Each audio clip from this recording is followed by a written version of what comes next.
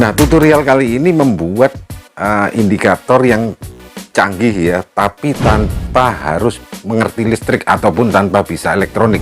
Indikator real time ini biasanya hanya dijumpai di mobil-mobil mewah ataupun di motor-motor besar ya, seperti moge ya, tapi yang berkelas. Indikator real time itu beda dengan indikator lampu ya, biasanya begini. Jadi ketika kita lagi ngerem kemudian lampunya tidak menyala, indikator itu juga menandakan tidak menyala.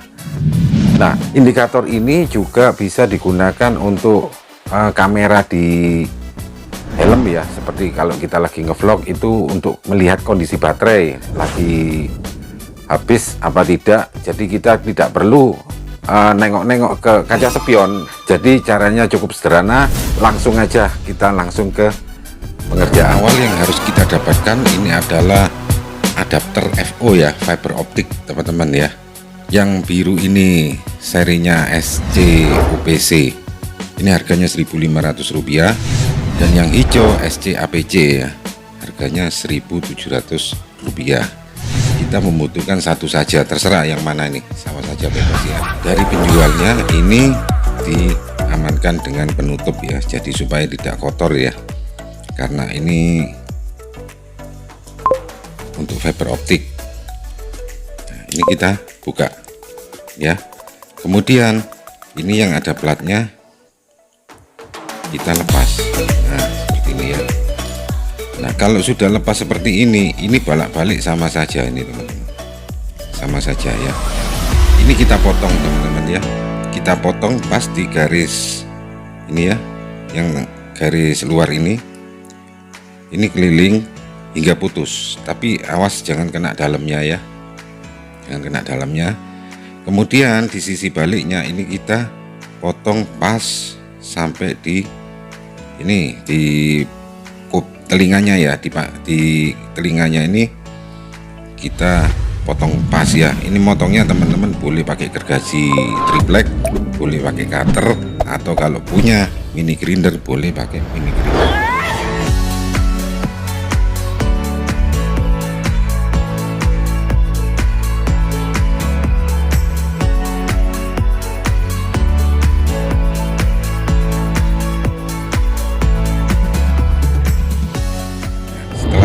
Seperti ini ya, dipotong habis.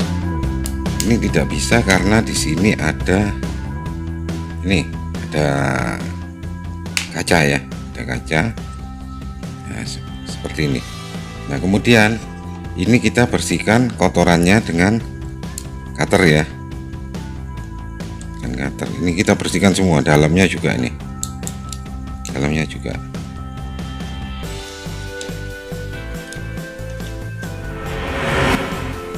Ini yang sudah dibersihkan jadi seperti ini, lurus ya.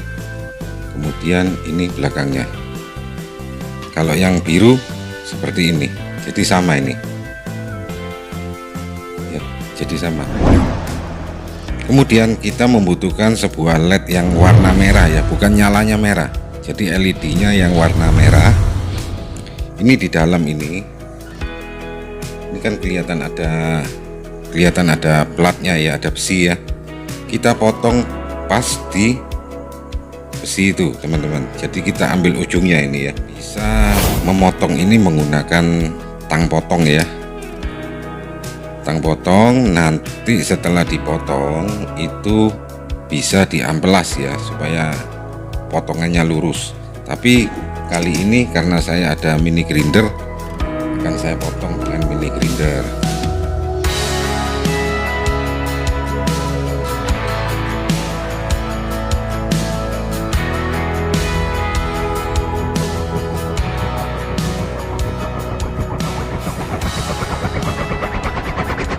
Terpotong hasilnya seperti ini teman-teman ya, hasilnya seperti ini. Oke, ini sekarang kita singkirkan. Kemudian ini hasil potongan dari LED ini kita tempel di tengah-tengah lubang ya, persis ya, persis di tengah-tengah lubang ini. Nah, kemudian setelah persis di tengah ya, kita lem ya dengan menggunakan lem G ini atau lem setan orang bilang. Oke, sedikit saja seperti ini ya. Nah, ini udah nempel dan nempel kuat ya, kuat. Atau kalau teman-teman punya sisa dari ini, saya ada sisa dari opsi speedometer ya. Ini waktu itu saya menggunakan speedometer Koso. Ini ada yang nggak kepake. Ini teman-teman bisa lem di sini. Nah, bisa lem di sini ya.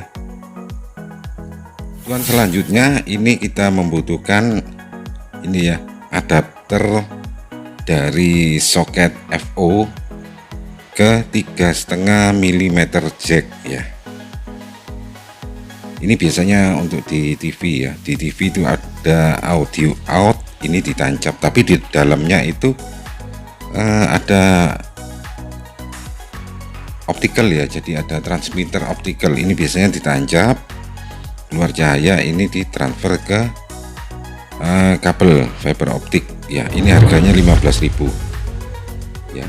Kalau teman-teman tidak mau pakai ini, boleh tetap menggunakan ini ya, tetap boleh menggunakan ini. Nah, tujuannya apa ya? Tujuannya begini teman-teman ya. Jadi ini kebetulan saya ada lampu rem ini ya. Ini punyanya Jupiter MX yang lama. Nah, ini kita buka ya. Nah, seperti ini. Jadi ini tujuannya kita untuk mengambil cahaya daripada lampu rem ya. Biasanya kalau lampu rem ini, lampu kotak ini mati kan kita nggak tahu. Jadi supaya bisa ngambil cahayanya untuk sensor ke depan, kita boleh ngebor di sini teman-teman ya, di bagian bawah. Ini kita bor 3,5 mm saja atau 4 mm. Kemudian ini kita masukkan setelah lubang ya, nanti di tepinya kita lem ya, untuk menghadap ke filamennya langsung ya di sini. Nah, atau kalau teman-teman nggak pakai ini boleh di sini di lubang 3 mm, kemudian ini dilem di sini nanti seperti ini ya. Nah, kita ke bahan utama ya. Ini kabel optical audio kabel ya. Jadi kabel ini kalau kita beli ini panjangnya 1 meter ya, harganya Rp7.250. Jadi sudah termasuk mendapatkan konektornya juga ya. Jadi kita nggak repot. Yang 2 meter itu harganya 14.950 ya. Kemudian yang 5 meter ini harganya 22.000 saja. Jadi kalau untuk diaplikasikan di mobil, kita membutuhkan yang agak panjang, 5 meter cukup ini kalau di mobil ya. Nah, sudah dapat konektor dan penutup pelindung ya, supaya nggak kotor ini. Nah, kalau di motor 2 meter aja. Bagi teman-teman yang belum tahu ya, apa sih kabel fiber optik itu? Jadi ini kabel fiber optik ya. Ini kabel yang isinya bukan kawat tembaga ya. Jadi kalau teman-teman ingin tahu, ini kabel itu serat fiber ya. Serat fiber pasir kuarsa ya, atau gelas. Ada juga yang menggunakan seperti plastik ya, seperti nilon. Nah, fungsinya untuk apa? Fungsinya gini. Jadi ini saya ada lampu ya. Ini kalau kita hadapkan ya, ini ya, ini mati ya. Ini saya tutup. Kalau ini kita hadapkan ke cahaya, dia akan meneruskan cahayanya. Nah, berapa panjang kekuatannya itu tergantung dari kualitas kabel fiber optiknya ya. Ini yang 1 meter, ini yang 5 meter teman-teman ya. Ini yang 5 meter. Sebentar. Nah, seperti ini ya. Nah, ini nyala. Nanti. Kemampuan panjangnya itu tergantung dari kualitas. Ini kabel apa? Digunakan di apa? Kalau yang saya gunakan ini adalah kabel transfer audio ya. Jadi audio dari source itu entah dari TV, entah dari CD player ataupun DVD, itu informasi suaranya dikedipkan menggunakan cahaya cahaya merah ya, cahaya merah ditancapkan, kemudian ini ditancapkan ke amplifier atau penguat. Itu nanti ada decoder untuk merubah informasi digital menjadi suara. Sedangkan di source-nya itu encoder ya, jadi informasi suara dikonversi ke kedipan cahaya ya. Ini sementara saya ikat sama kawat, terus ini konektornya ya. Ini konektornya saya adakan satunya. Ini kan bisa kita di dashboard ya, atau di panel lainnya kita lubangi 5 mili ya, kita bor 5 mili, kemudian kita masukkan. Ini bisa kita sekrup atau kita kasih lem aja ya, untuk tampilan di depan, atau teman-teman bisa kreatif dengan cara lain. Ini oke, sekarang kita tes. Oke ya, nah ini ya. Nah, ada keterlambatan itu, jadi ini indikatornya ya. Oke, sebentar saya nyalakan terus ya, ini. Jadi ini, nah ini ujungnya ini ya. Di sini kabel fiber optiknya menyala, jadi ini warnanya putih karena kena LED merah ya. Jadi ujung dari LED yang saya ambil itu merah, jadinya seperti ini ya. Ini saya masukkan ke konektornya ya. Nah, seperti ini. Nah, untuk action cam seperti yang saya katakan di awal ya, ini kita bisa seperti ini ya, seperti ini. Nah, itu ya, biru ya, kelihatan ya, nggak fokus. Nah, seperti itu teman-teman ya. Nanti kalau merah ya juga merah, cuman kita tinggal mengatur penempatannya ini aja.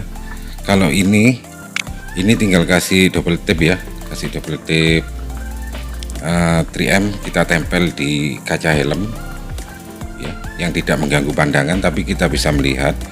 Kemudian yang di sini bisa ditempel di sini menggunakan double tap juga, atau di sini teman-teman ya, bisa seperti itu. Nah, oke teman-teman, ini ya, ini yang sudah terpasang di motor saya. Ini terpasang sudah lama, makanya saya tidak memperagakan karena tidak ada motor yang saya kerjakan. Jadi ini saya hidupkan ya, kemudian ini serem, saya lepas, serem, saya lepas, serem, saya lepas, serem. Nah itu ya, nah ini saya lepas, serem, saya lepas, serem. Oke, ini ya. Nah seperti itu teman-teman ya, cukup mudah bukan? Jadi tidak terlalu sulit. Kalau masih ada yang kesulitan, teman-teman bisa bertanya di kolom komentar ya. Semua pertanyaan yang sopan pasti akan saya jawab. Oke teman-teman ya, jangan lupa like-nya. Jika video ini menurut teman-teman bermanfaat, silakan bagikan link video ini ke teman-teman yang lain, agar supaya teman-teman yang lain mengetahui apa yang teman-teman ketahui. Oke, sampai jumpa di video saya yang lain. Terima kasih.